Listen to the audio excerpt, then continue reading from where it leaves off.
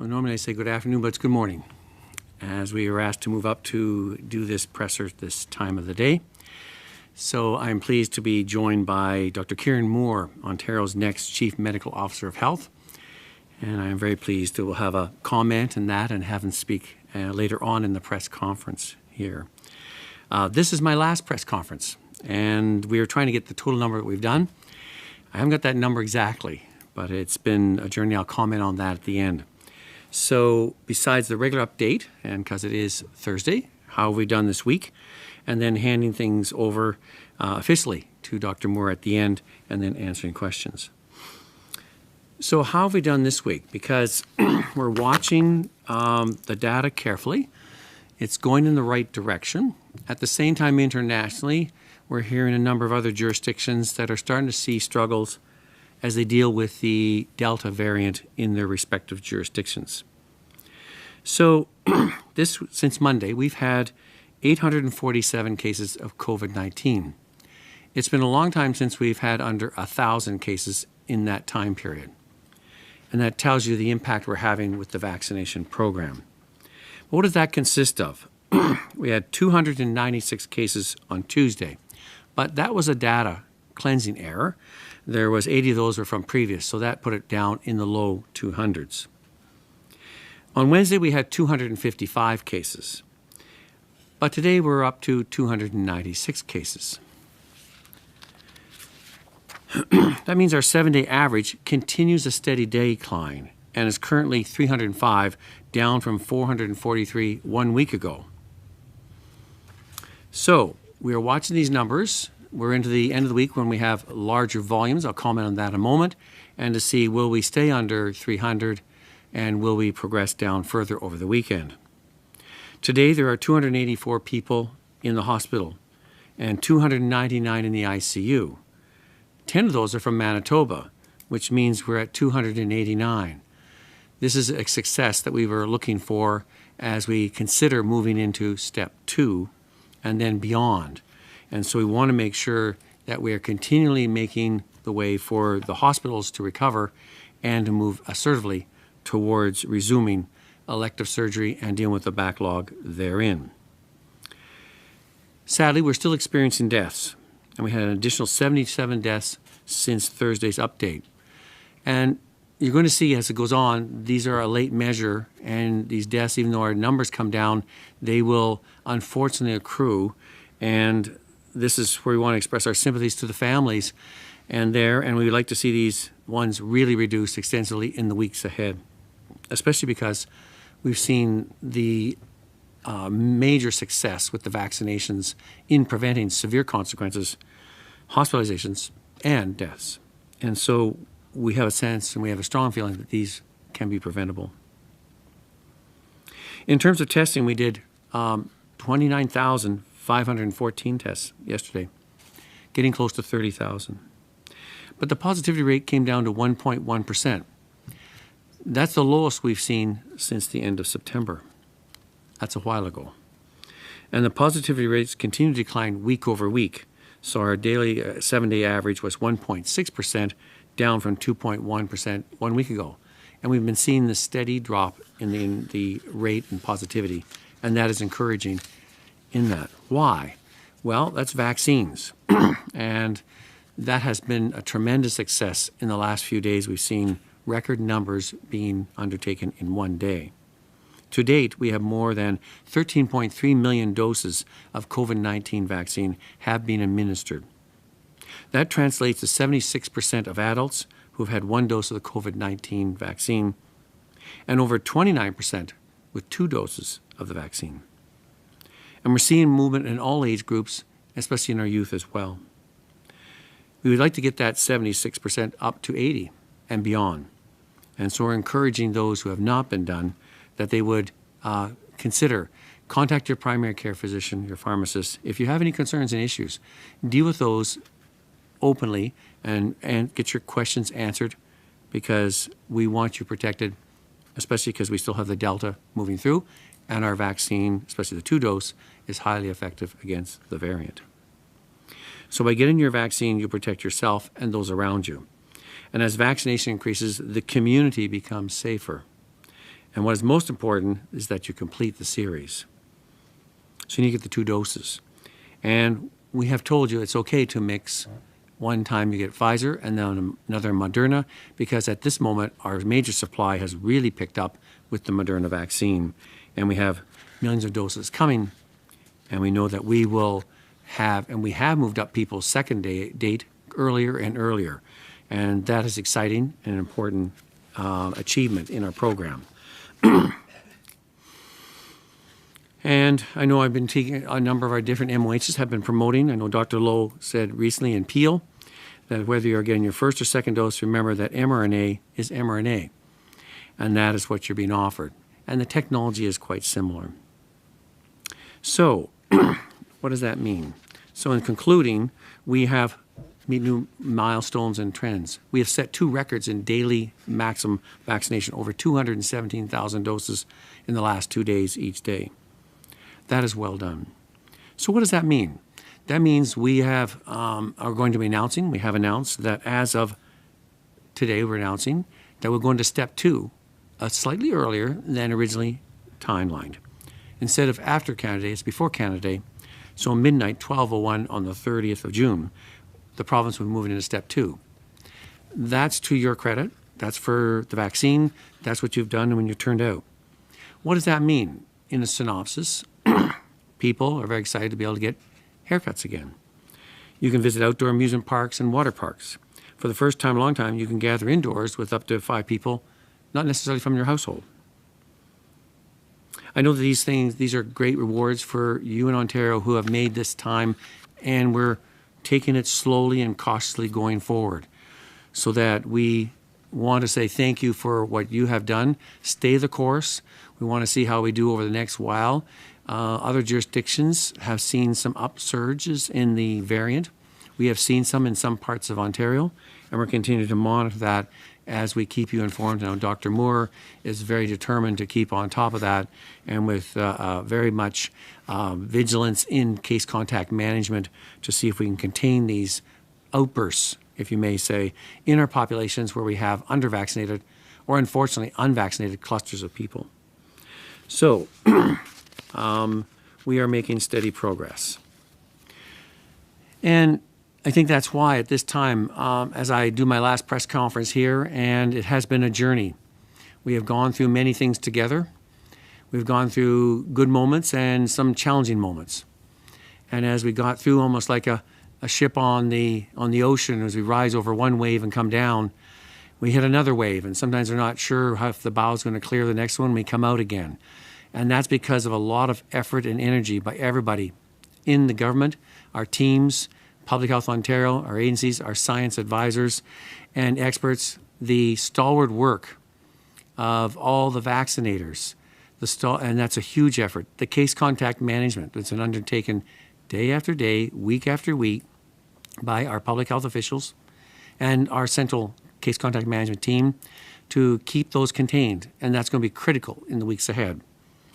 If we look at the testing alone, it becomes almost like routine for us, but the fact that we've gone through and done over 15 to 16 million tests, those are not just people handing off samples, those are nasopharyngeal swabs done carefully and centrally to the patients. You coming in, recording the data, getting it accurate, sending those results in, getting the laboratory tests processed in a very short order, huge hours put in by technicians. The data going back, the follow-up with the clients, and our percent of results wasted or lost, less than 1%. That is a huge achievement over a year and a half. And sometimes we forget about that. We forget about this work that's kept you informed, it kept us informed, and they've done an amazing job. And that's why I've been so rewarded to work with such a massive team with Deputy Helen Angus, with Minister and Deputy Premier Christine Elliott, with Premier Ford and the Cabinet team in there, and with our Secretary of Cabinet, all the way through with many Deputy Ministers. It has been a full force effort in our government, never seen before. And to be able to give advice and leadership in that way has been a privilege.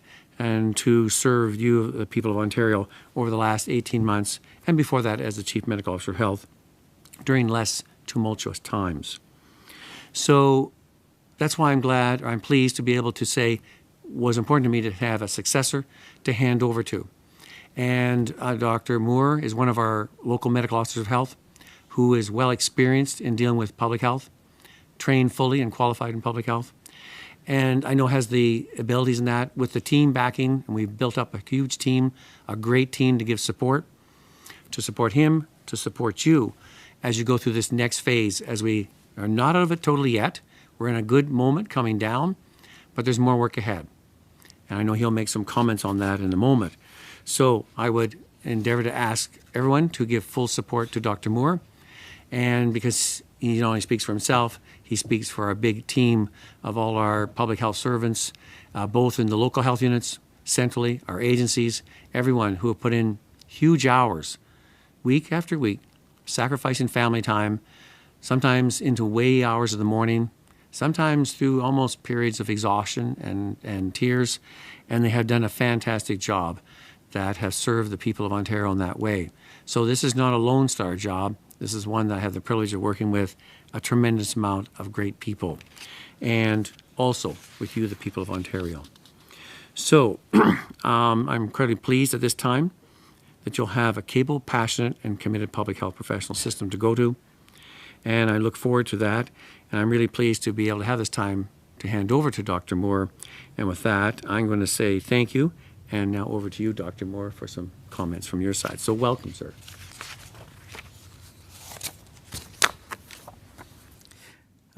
Thank you very much, Dr. Williams.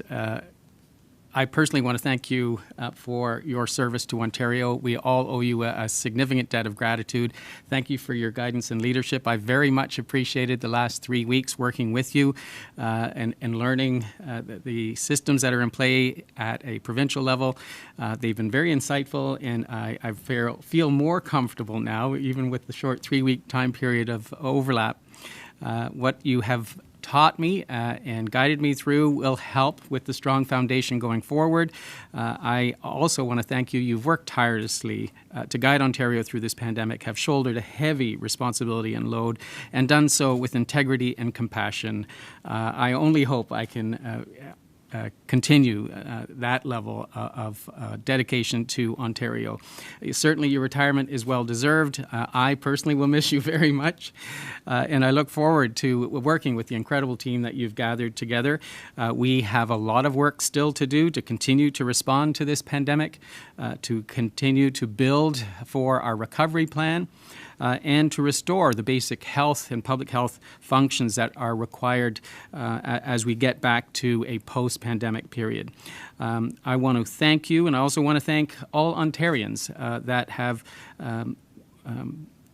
gone through this very difficult year and a half, and for the resilience you've shown. We know that we need to recover our social, mental, and physical well-being over the next several months, and moving to this next step will hopefully get us on the right path. It's an honor to serve Ontarians going forward as the next Chief Medical Officer of Health, but I look forward that it's not just one individual, it's a team across all of Ontario, starting with your local public health agencies, building to Public Health Ontario, the ministry, and the health system. And we have worked collaboratively well together over the last year and a half, and I want to continue that fine collaboration, coordination, and communication that you've helped develop. And again, just on a personal level, thank you, thank you, thank you. One question, one follow-up. Over to the first question, please. Your first question comes from Rob Ferguson from the Toronto Star. Rob, please go ahead. Hi, doctors. I'm not sure who's going to want to field this, but I want to wish Dr. Williams all the best for his retirement, and welcome Dr. Moore. What would the guidance be for example, if you're having people over to your house, or and some are vaccinated and some are not vaccinated? Do you have any guidance on that? So, Rob, thank you, and thank you for this journey we've done together with you for a year and a half and beyond that. We have our team looking at what does vaccination mean as we approach beyond 20%, heading up to 30%, getting beyond 25% of our population. What does it mean for you individually, and what does it mean for a population immunity or community immunity, if you may? And we're hoping to have some guidance documents out on that fairly soon. Because there's some aspect that as you have control on situations and you understand, there may be more latitude of what one might be able to do in that type of setting that you were alluding to in your question. So I know the team has been working at that. We've had discussions. We hope to have something out fairly soon to be able to update on if you are fully vaccinated. That means 2 doses of a acceptable and approved vaccine, and at least the 2 weeks, preferably 3, post-vaccination so that you've amounted a adequate level of immunity, noting that there's a range, of course, of variety, younger ones sooner and older people a bit longer. So stay tuned and we'll have that out for you because I know people are eagerly waiting to hear some direction in that regard. Follow-up? All right, thank you. And just to clarify one thing before, if I can sneak one in, with up to 5 people in the house, is that 5 people in addition to the people you already live with?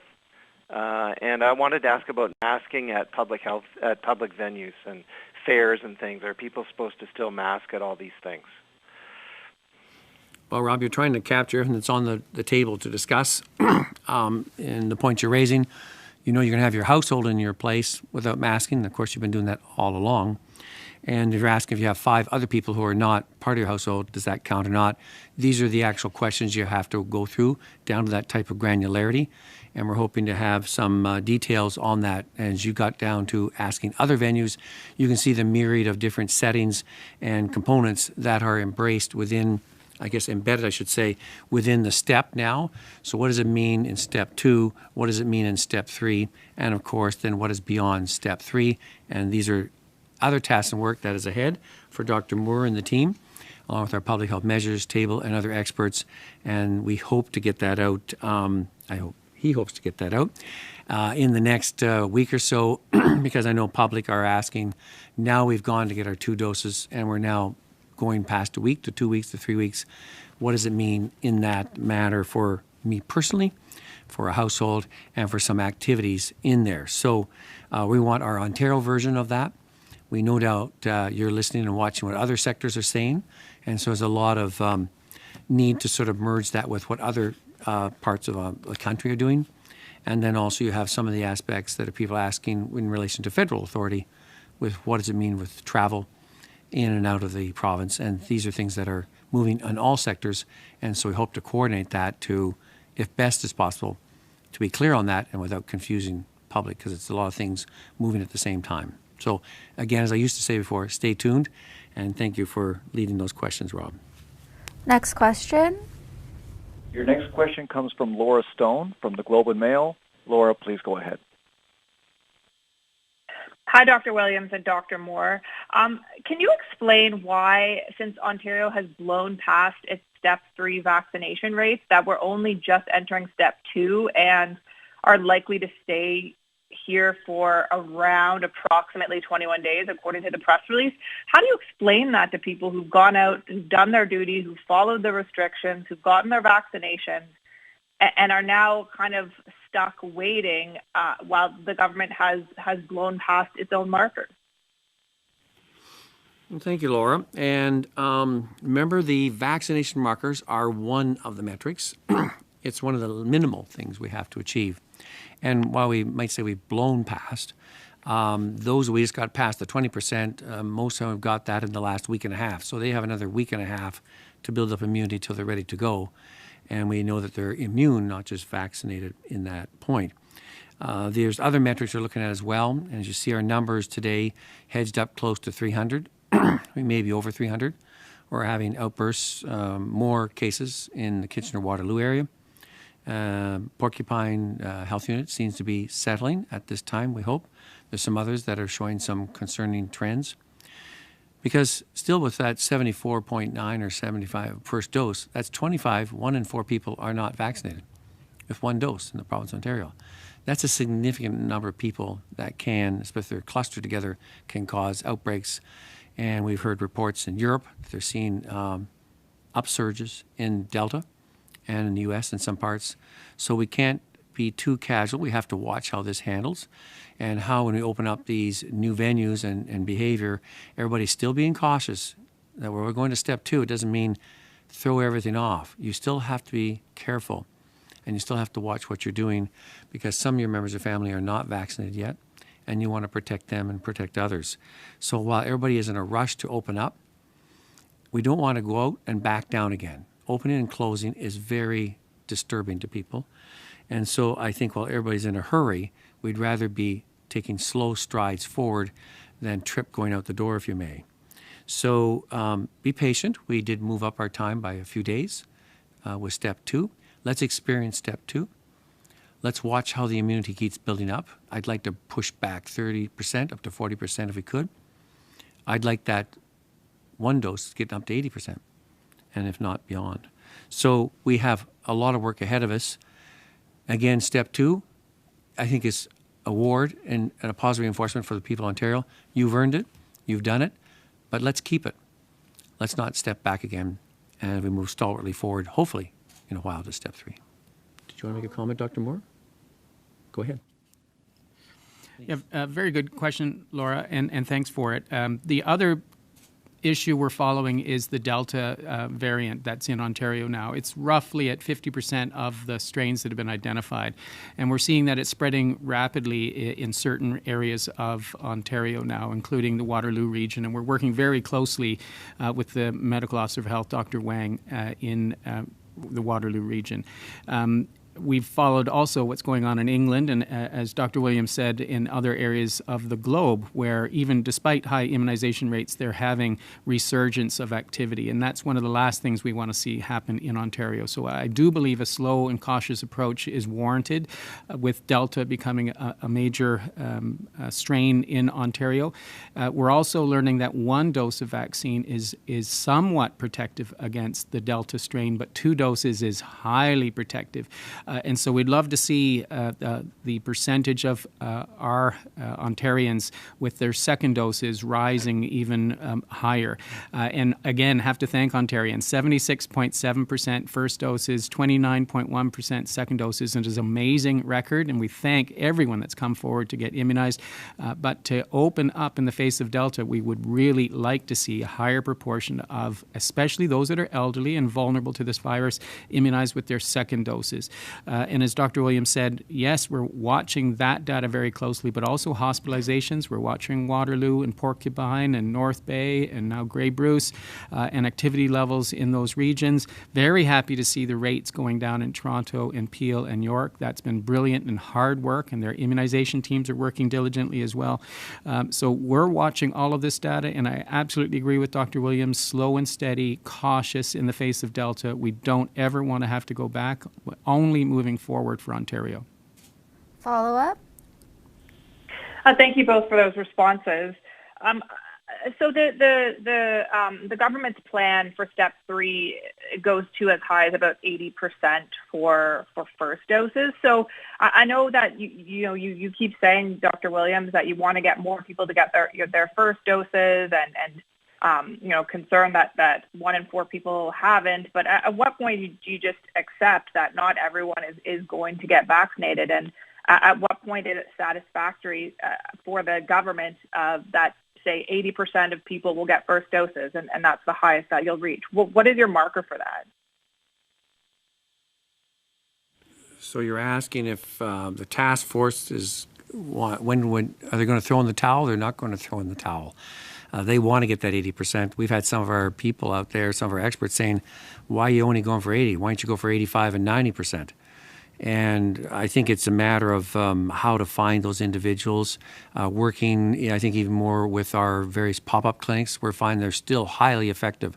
And you come into areas where people said, well, we didn't get out, transportation was difficult, we weren't sure, and it wasn't in a setting we're comfortable with, and all of a sudden you get 300 or 400 people coming out. And so we want to make sure that we're not giving up on those people who are still willing and wanting, and how to make it acceptable and reasonable to get it. So I don't think we've exhausted all our channels yet, and we still want to keep pushing ahead on that. And Dr. Moore, again, some more comments, and that's what I want to hear. I'm very pleased with what Ontarians have achieved so far with 76.7%. The second doses are rapidly increasing, which is also brilliant protection for Ontario.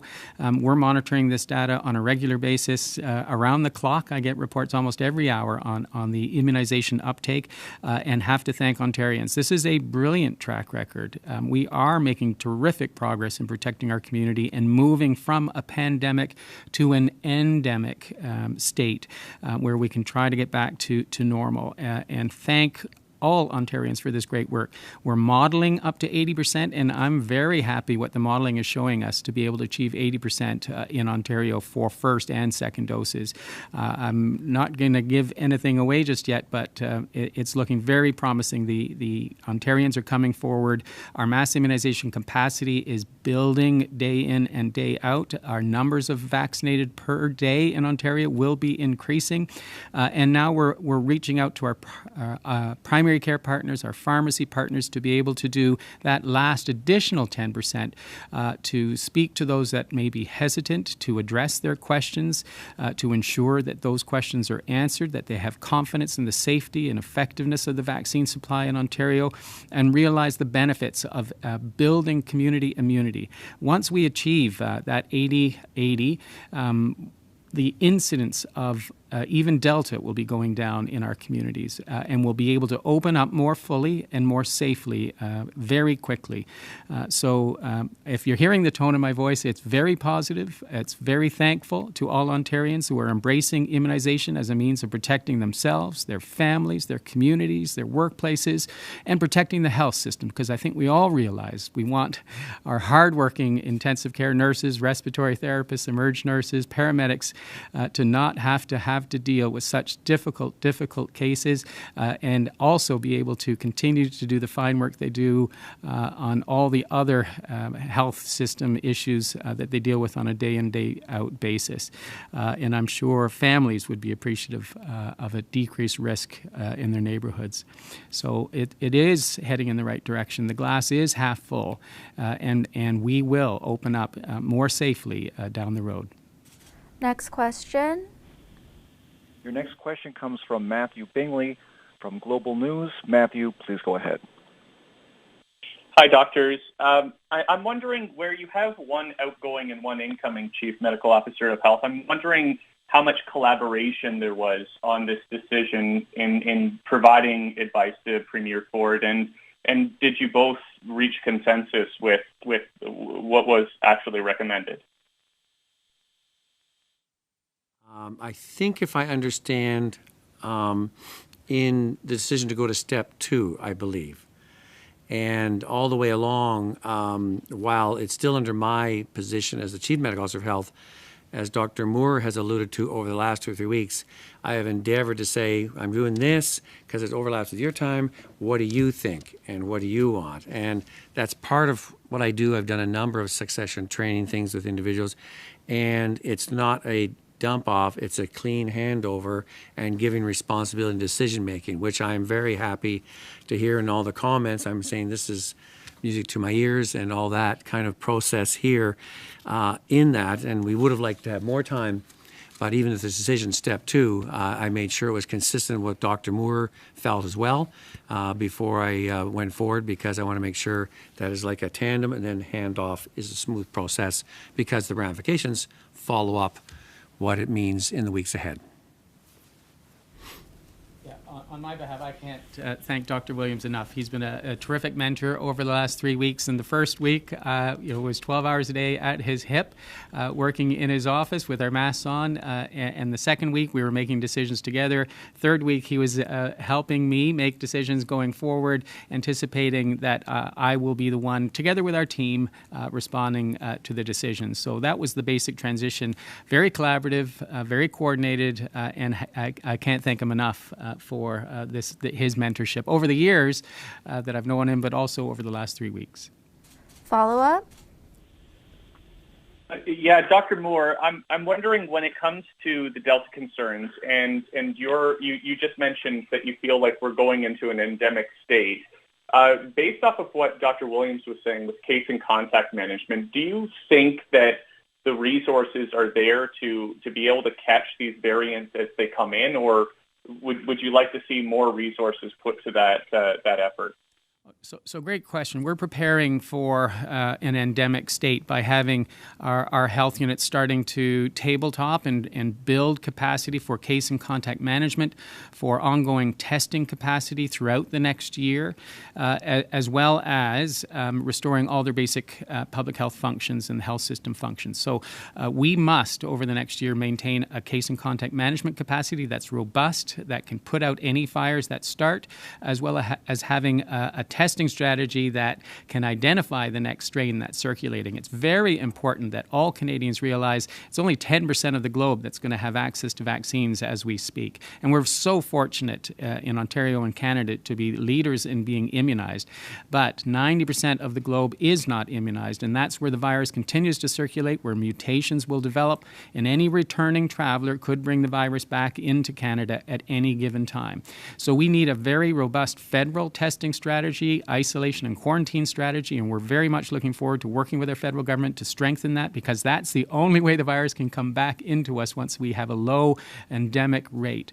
And to me, that's where we really have to focus our energies going forward, is testing aggressively for returning travelers, identifying when they have a new variant or are positive for COVID, isolating them so that they don't bring it back into our communities. And obviously, we're looking for any strains that would be escape from the vaccine, so the vaccine wouldn't be as effective. That would be a very serious situation for us, and we will maintain capacity over the next year to ensure that we can identify them, have aggressive case and contact management to prevent the spread within any community, and have a very robust testing strategy, including whole genome sequencing, and that will be maintained. We'll work over the tabletopping of this throughout the summer, and then also prepare for outbreaks within congregate settings, whether they be in schools, colleges, universities, corrections facilities, long-term care, or retirement homes. We're doing all that due diligence to prepare for this new endemic period that we'll see starting in the fall as Ontarians go forward to get the highest immunization rates in the world. Last question. Your last question comes from Lorenda Redekop from CBC News. Lorenda, please go ahead. Hi there, doctors. What is your advice to parents who may be wondering about vaccinations for children, given this handful of cases of myocarditis, when we've also got, the CDC does say it's okay to vaccinate children. The WHO is still not recommending it. What do you say to parents? So it's very important that parents understand we have a very good safety system in Canada. We're monitoring this situation very closely. We monitor for any adverse events following immunization, collect that data at a local public health agency level, aggregate it and analyze it at a provincial level, and then share it federally. At present, we're not seeing any significant signal from the mRNA vaccines with the association of inflammation of the heart muscle or the sac that's around the heart, so myocarditis or pericarditis. And we're learning from the American experience. We've just received their documents yesterday that review that the risk of myocarditis and pericarditis is very small, and the benefits of the vaccines in preventing hospitalizations, the use of intensive care settings, and the long haul syndrome of COVID in children, the immunizations can prevent all of that. So the risk to the benefit of being immunized is significantly towards the benefit. And we're also awaiting the National Advisory Committee on Immunizations review of myocarditis, pericarditis associated with the mRNA vaccines, which should be coming to us next week. And we'll review that and make any other additional information available to parents. We've had great partnership with the Hospital for Sick Children, as well as other pediatric specialists who have informed us of these risks and helped us with communication pieces for the public. But in our opinion, and we're waiting for NACI on review of the American information, the benefit of the vaccine far outweighs the risk of myocarditis or pericarditis at present. But you should all be assured that we're monitoring this data very closely. We've got a great adverse event following immunization safety net to monitor for it, and we'll continue to do so over the coming months. Follow up, and this is the last question. Given where we are at currently for the vaccination metrics, and we will be there for 2 weeks already, before, I know there's a lot of dates I'm talking about here, but, before 3 weeks more are up from entering stage 2. So what do you envision in terms of when we could safely move to step 3? And Dr. Moore, I understand you also speak French. I've got a little note from one of my French colleagues asking if we could have this in both languages. Okay, en français, je vais suivre un cours de français pendant les prochaines semaines et je pense qu'après cette instruction, j'aurais pu répondre en français mieux que maintenant. Alors, je voudrais parler seulement en anglais aujourd'hui, mais je vais améliorer mon français jour après jour, j'espère. D'accord. So your question was in English was... Basically, what do you envision in terms of just how soon we could safely move to step 3, given where we're at right now, and that shortly we will be already reaching 2 weeks of those vaccination metrics for step 3? As Dr. Williams said, we have to really go slow and steady in the face of the Delta strain becoming a dominant strain within Ontario. We're going to be watching very closely what's going on in Waterloo to ensure that it doesn't spread in the southwest region. We're also watching Porcupine, North Bay, and Grey Bruce. What will get us through this is increasing our immunization rate. So I have to thank all Ontarians that are coming forward to get immunized. That is our prevention strategy against all of the strains that are circulating in Ontario at present. And we will be data-driven in our decision-making and recommendations to government. We will follow not just the immunization rate, but the impact on the hospital sector, the admissions to the intensive care unit, and in those that are requiring intubation and ventilation. Those are key metrics that we'll be monitoring, as well as the progress of Delta within Ontario. I absolutely hope that our local public health agencies, in partnership with the ministry, can get the Delta activity under control. That is slowly increasing in some jurisdictions in Ontario. If we can, I can see that as giving the green light to moving to step 3 and progressing back to the post-pandemic era, which we all want to get to. Thanks, everyone. Thank you.